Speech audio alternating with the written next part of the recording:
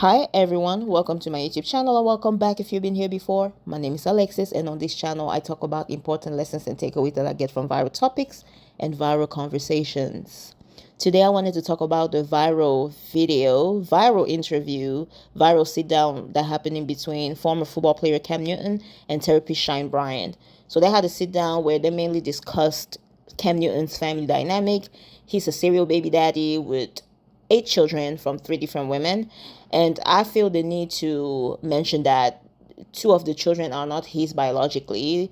2 of the children are his first baby moms. So he's legally the father of 8 children because he adopted 2. However, he biologically has 6 with 3 different women.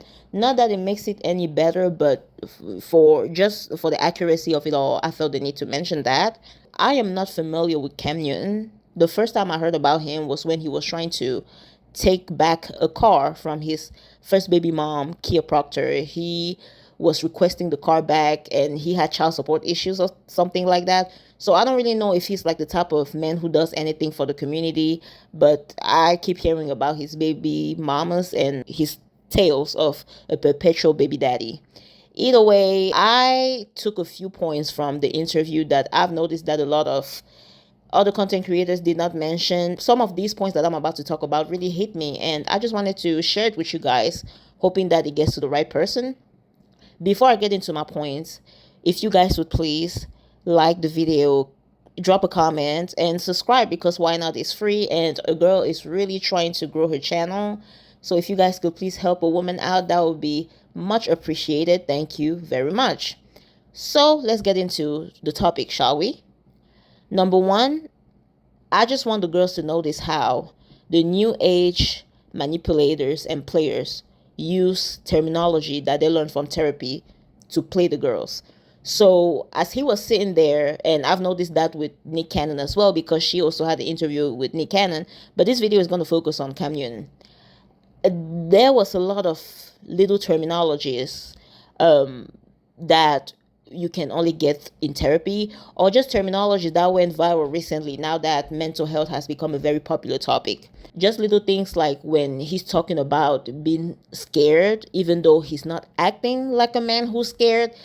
Wordplay that touch on a woman's emotions. Wordplay that would get a woman to feel bad in a way. So since I cannot get a woman by being a good guy, let me try to get her through pity. Like, let me try to make it seem like I am a good guy who, is afraid, who's hurt, who come from a bad place. And although that is possible, that could be true, I just want to put that out there that there's no such thing as a man who's afraid who would tell a woman that he's actually afraid. When you allow yourself to be vulnerable in that way, people can use that against you. The people out here who are very afraid of opening up, of settling down, do not tell people just upfront, I am afraid to open up. There's this idea that when you go to therapy, you know how to articulate your feelings. And I feel like men like Cam Newton know how to use that at their advantage. That doesn't mean they're gonna change, because obviously he could have always stopped at the second child. He could have always tried to make things work with his first baby mom. A lot of new age manipulators are studying the way women talk about your emotions and are trying to match that energy, not because they want to connect with women, but because they want to use that to get us in a position that they want us at. Because if you can touch a woman's heart, you pretty much have her. Like, there's a lot of women out here who they put up with everything because they are already deep in love with a man. And to get a woman to that state of being deeply in love, you have to get through her head, make her forget all logic and just focus on feelings and emotions. Number two, I have a feeling that Cam Newton was just trying to see if he could make her one of his new baby moms, in my opinion. I just think he wanted to put her on the roster. That's my opinion. I think I've seen some people disagree with that opinion. I respect that, but I really feel like he had a crush on her and he wanted a chance to sit across her. Dr. Cheyenne Bryant looks very much like Kia Proctor, his first baby mom. So they're both very fair skinned, and they even have similar hair color from some of the pictures that I've seen of Kia. I think they even have hazel eyes, both of them. I felt like he was trying to impress her But he came over there thinking that just because he's like a football player and he got money, that was going to be enough. And I think she did a good job knocking him off the pedestal that he put himself on. She really did a good job putting him in his place. And men like Cam Newton, the more they can break you from something big to something small, the better they feel about themselves. So all his baby mamas so far has been not very accomplished. I think the first one was a stripper from what I heard. The second one is an IG model. And the third one is a comedian. So his baby moms are not very decorated. And I can see him trying to get a woman like Cheyenne Bryant, who's very decorated, have the PhD under his belt, so he can say, yeah, I broke that woman down to my level. So that's what I think the interview was for. I know some people might disagree, but he wanted a chance with her. I really do feel like he wanted a chance with her, and she didn't let him. I'm so glad she didn't, though. Number 3, when Dr. Bryant said she wished black men will stop creating broken homes, I noticed that her voice lowered a little bit. Like the tone in her voice went, a little low. And community-wise, that black men would stop. Black men will what? Stop doing that. And I think it's because she herself, she knows that she was talking to a group of men that have never changed. And to be able to communicate with any men in general, but specifically black men, I've noticed that a lot of people have to make themselves small and cuddle them a little bit, or hell just breaks loose. She was cuddling him a lot. And when she made that general statement, I'm pretty sure she knew that she was going to get some hate. And she didn't want the hate to be too much. I'm hoping that we can get to a point where nobody has to tiptoe or lower your voice to talk about the baby mama crisis. But that's where we're at right now. So obviously, the baby mama crisis is not going to change, because first of all, everybody seems to be blaming the women for making a bad choice, even though the problem starts with the man, because they are the ones to do the chasing most of the time. They are the one to try to get women in bed. I mean, we heard people like Nick Cannon talk about how he would lie to get a woman in bed. So I don't know why the blame is always being put on women. But that's the state of the community that we are at right now. With that, I think she did great. But if I was a professional, it would be hard for me to have a conversation like that, because I don't want to sit there and have to cuddle your feelings. I want you to listen to the raw. I want you to listen to everything I have to say. Anyways, she did the best she could with that. I was proud of her. She handled that very well. I don't think he even realized that she was sunning him a lot of times. But she did, and we all saw it. For the people who are smart enough to get it, we got it. Number 4, I noticed that all throughout the interview, Cam Newton was trying to lead with the quote-unquote, we all lead to the same outcome type of response, because she had mentioned that she wouldn't date a man with kids.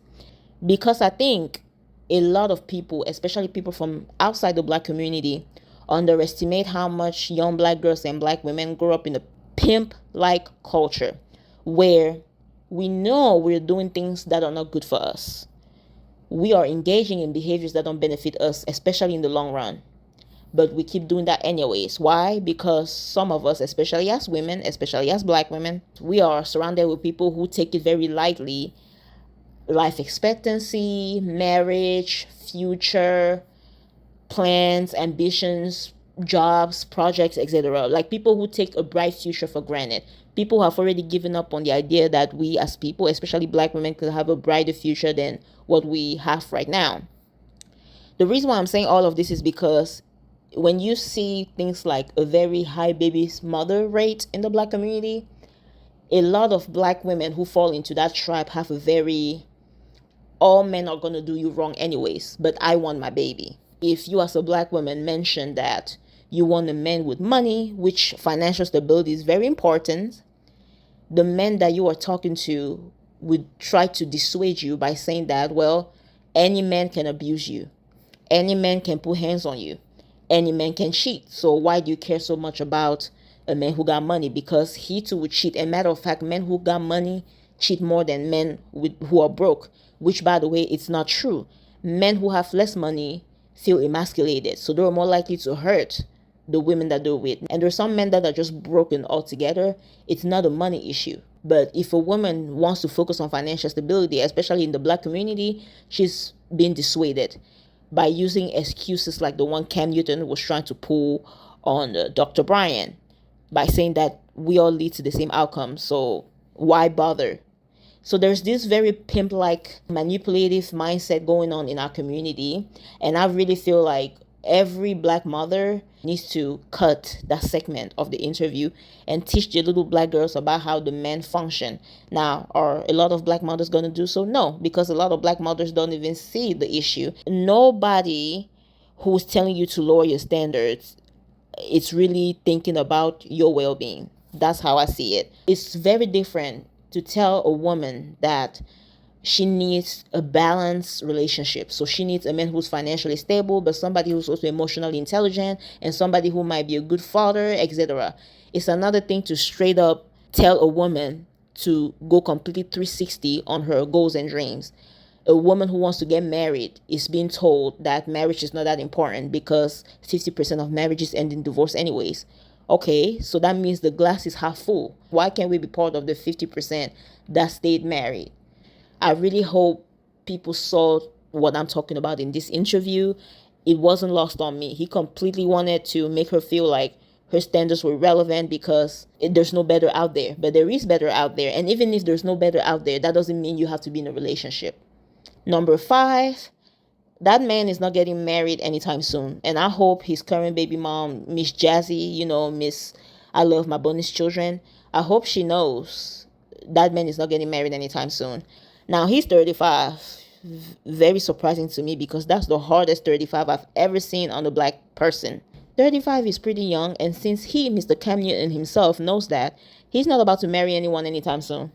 So I just hope his current baby mom, who is very proud to serve, knows that, and she isn't too hurt when he turns around years from now, after probably giving her the same treatment that he gave to the other baby moms, turn around and marry someone new, someone completely different from her too. So I wish Miss Jazzy luck, the bonus mom to her bonus children. I wish her all the luck, and that's just that on that. But the man is not getting married anytime soon. Number 6, the man was very loud and arrogant, and that is the confidence level that a lot of the men within our community, the black community, have. I don't think there's any man on the planet, any group of men, when it comes to race, who's as honest as black men. They tell you to your face that they just want to play you. I don't think I've seen any other group of men who's as honest and proud of being the most inadequate partner compared to the men of my community. Black men are always proud to show the worst of them. Obviously, not all, but I'm tired of saying things like not all, because everybody's supposed to know that there's good and bad to every community. But when it comes to the black male community demographic, I feel like they're a little more proud to show everybody the worst side of them. The bad apples of our community is really front page. As sad as it is, but that's the case. And a lot of the wannabe self-proclaimed good guys are too afraid to speak up against behaviors like this. They do so under the guise of being subjugated and being mistreated, and the history of black men in this country. I think all of those things become irrelevant when it comes to women's safety. You still have to prioritize yourself, and if a man is broken beyond repair, he's broken. Men like Cam Newton are very honest. He was just very arrogant. He wasn't taking advice. He wasn't even listening to what she was saying because his face looked like he was very distracted when she was talking. He kept it real. He said God is going to send him his new wife, pretty much saying that he hasn't found her yet. I assume that that's what that meant. So the man was just very honest, very arrogant. He didn't even pretend like he was some nice guy that he's not. And I guess he just expected all of us to be okay with that. And I mean, is he really going to get any backlash, especially from the other guys? You already know he won't. He don't even realize that he was presenting himself very poorly. You could see his true colors through that interview. I don't think he did anything to hide who he was. Number 7, one thing that he said that really confused me.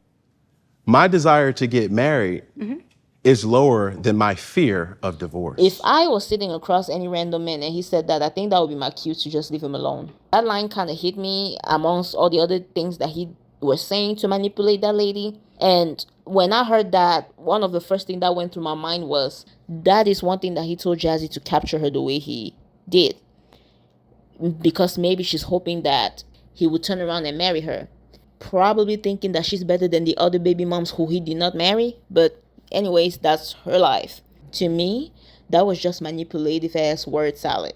Number 8, Cam Newton himself did not know exactly what broken home and single mother meant. And this is something that I've noticed in the black community a lot, is that we do things without knowing the definition. And like Dr. Bryant said herself, we cannot keep redefining things in a way that suits our ego just to be able to get away with it. She didn't say this exactly how I'm saying it. I'm just paraphrasing. And I completely agree with that. I am so in agreement with her. Anyways, before this interview, it didn't seem like Cam Newton knew the definition, the real definition of broken home and baby mom. In his mind, he believes that he's building homes. In his mind, he believes that he's giving money to the women, so he's treating them well.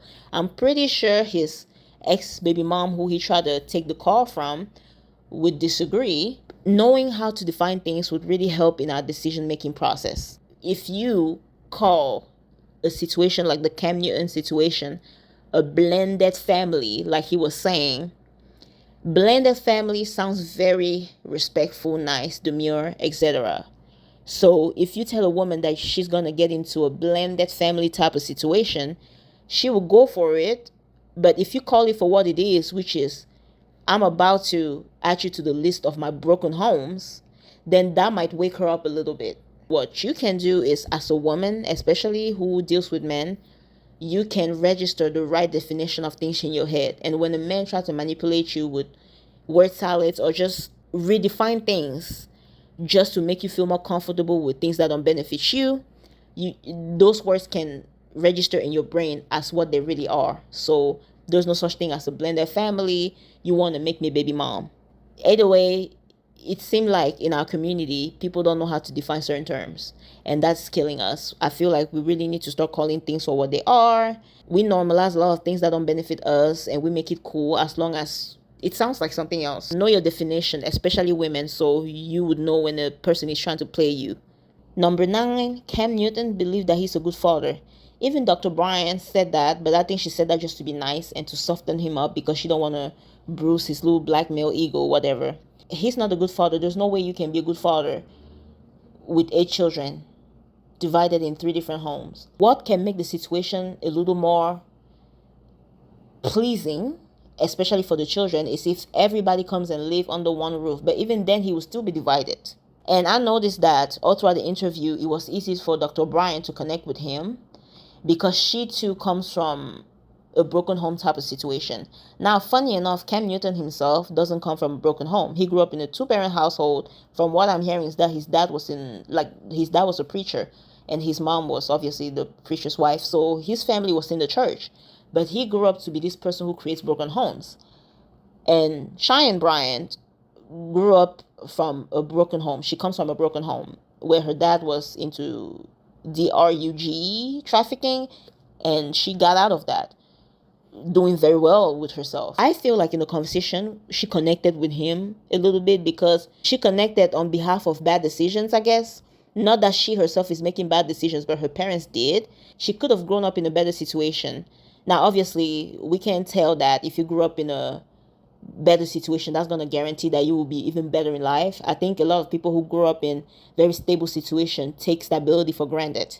So you have Cam Newton, who grows up in a 2-parent household, and he takes the 2-parent household type of thing for granted. He goes ahead and create multiple single mother homes because he himself did not grow up with a single mother, so he doesn't know the pain that it takes.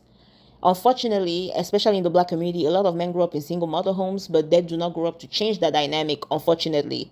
So I don't even think I can say that if you grew up in a bad situation, that guarantees that you're going to be a better version of yourself. I just know that, especially in our community, as the black community, growing up in a perfect environment, upper middle class, 2-parent household still doesn't guarantee that the man, especially the man, is going to be better than all his friends who weren't as lucky as him growing up.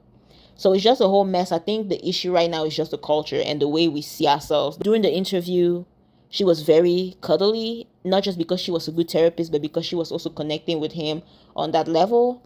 And she was relating to him a little bit. Number 10, and this is the final take. He said things happen, and he kept saying that throughout the interview. I've noticed. I completely disagree. I'm not saying that things don't happen, because they do, but I don't think 6 biological children just magically happen. Let's not normalize saying things happen when it comes to things like having multiple children by multiple women. You can tell that he doesn't even understand the severity of the situation. He's taking it for granted by just dismissing it. Like, saying things happen is just a way to dismiss what you're doing. And it's awful, because he's going to keep doing it again and again and again and again and again. I'm not here for the things happen type of excuse. To me, that's just a silly, goofy excuse. I usually run from guys who say things like that, like things happen. Scary. That's just a way to not take accountability and to dismiss your responsibility into the actions that you make, especially when it involves other people.